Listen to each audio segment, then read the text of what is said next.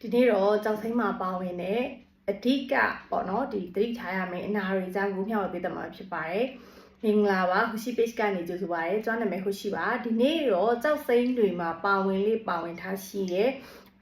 အဓိကအနေနဲ့သတိထားရမယ့်အနာတွေအကြောင်းကိုမျှဝေပေးတတ်မှာဖြစ်ပါတယ်။ကြောက်စိမ်းဆိုတဲ့နေရာမှာအခုမျှဝေပြီးမှာကြောက်စိမ်းအပွင့်ပေါ့နော်ပွင့်ကောက်တွေကြောက်စိမ်းအပွင့်လေးတွေမှာပါဝင်တဲ့အနာလေးတွေကိုမျှဝေပေးတတ်မှာဖြစ်ပါတယ်။နံပါတ်1အနေနဲ့ကတော့သူကကြေမော့အနေရဲ့အနာလိုမျိုးမြင်ရတယ်။ကြောက်တပွင့်ကိုကြည့်လိုက်မယ်ကြောက်စိမ်းတပွင့်ကိုကြည့်လိုက်မယ်ဆိုလို့ရှိရင်သူ့ရဲ့ဒီ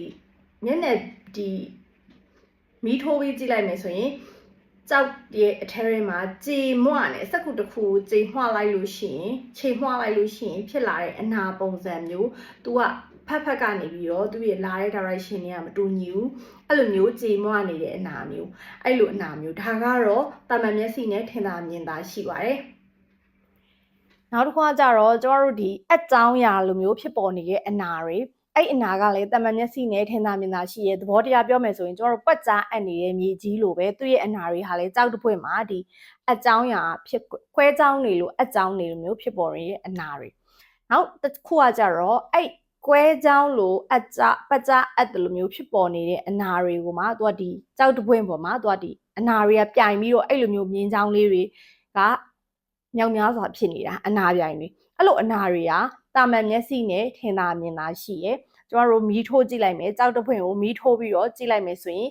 ဒီအနာတွေကထင်သာမြင်သာရှိရဲ့နောက်တစ်ခါတော့ဒီကကြောက်တိုင်းမှာပါတဲ့ mineral crystal တွေပေါ့နော်သူအမဲဆက်လေးတွေအမှုန်လေးတွေကြောက်ဒီတပွင့်ပေါ်မှာကြောက်တပွင့်ရဲ့မျက်နှာပြင်ပေါ်မှာလာပြီးတော့တက်နေတဲ့အမဲဆက်ကလေးတွေကြောက်အမှုန်လေးတွေဒါလေးတွေပါတယ်နောက်တစ်ချက်ကကြတော့ကြောက်ဝယ်တဲ့သူတိုင်းသတိထားကိုထားရမယ်အနာအဲ့ဒါကြတော့သူယို့နာလို့ခေါ်တယ်သူဒီယို့နာကကျတို့ကြောက်တပွင့်မှာဝယ်တော့မယ်ဆိုရင်ကြောက်တပွင့်မှာပါတဲ့အနာအစားကြောက်တပွင့်မှာပါတဲ့အပြစ်ကိုသေချာရှာရတယ်အထူးသဖြင့်အနာသေချာကြည့်ရတယ်အဲ့တော့အဲ့ယို့နာလေးတွေကကြောက်ထဲမှာပုံးနေတာများတယ်အဲ့တော့ဘာဖြစ်လို့ဒီယို့နာလေးတွေကိုသေချာကြည့်ရတယ်သေချာကြည့်မှသာလေယို့နာလေးတွေကသေးလေးတွေရှိနေမယ်မြင်ရမယ်အဲ့ဒါယို့နာအဲ့ယို့နာဒီခါကြရင်အနာရှင်းတဲ့ဒီတပွင့်ကဒီကြောက်ကလုံးဝအနာမပါဘူးဆိုပြီးတော့မှဝယ်လိုက်တယ်ဒါပေမဲ့အထဲမှာယို့နာရှိနေတယ်အဲ့တော့ယို့နာဒီတကယ်ကိုကြောက်ဝယ်တဲ့နေရာမှာသတိထားရမယ်အနာထဲမှာပါတယ်နောက်တစ်ခါကျတော့ကျွန်တော်တို့ဒီဆန်တို့ရမ်းတို့ဒီဆန်တို့ရမ်းတို့ကကျတော့သဘောတရားပြောမယ်ဆိုရင်ကြောက်တပွင့်ရဲ့ဒီ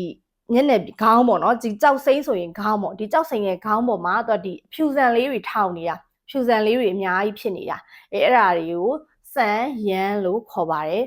အဲ့တော့ကျမတို့ဒီကြောက်စိမ့်တပွင့်ကိုဝယ်ယူမယ်ဆိုလို့ရှိရင်အနာကိုတသိချာချာကြည့်တတ်ဖို့လိုတယ်အနာကင်းစင်လေးကြောက်ကောင်းတပွင့်ဖြစ်လေမလို့အနာကင်းစင်အောင်တေချာဝယ်ရဖို့လိုတယ်ခုနပြောတဲ့ယို့နာလေးကိုလည်းတေချာလေးသတိထားပြီးတော့ကြောက်စိမ့်ဝယ်တဲ့နေရာမှာဝယ်ယူဖို့လိုအပ်ပါတယ်ဟုတ်ကဲ့ကျွန်တော်အခုဒီဗီဒီယိုလေးကိုအမြဲအဆုံးထိနှထောင်ပေးရတဲ့အတွက်ကျေးဇူးအများကြီးတင်ပါတယ်ရှင်ဗီဒီယိုလေးတွေကနေပြီးတော့မှဘဟုတုတတွေရရှိလိမ့်မယ်လို့ယုံကြည်ပါတယ်ကြောက်တွေဝယ်တဲ့အခါမှာလည်းဝယ်တိုင်းမျက်ကြပါစေမျက်ကြောက်တွေပဲဝယ်နိုင်ပါစေလို့လည်းဆုတောင်းပေးလိုက်ပါရရှင်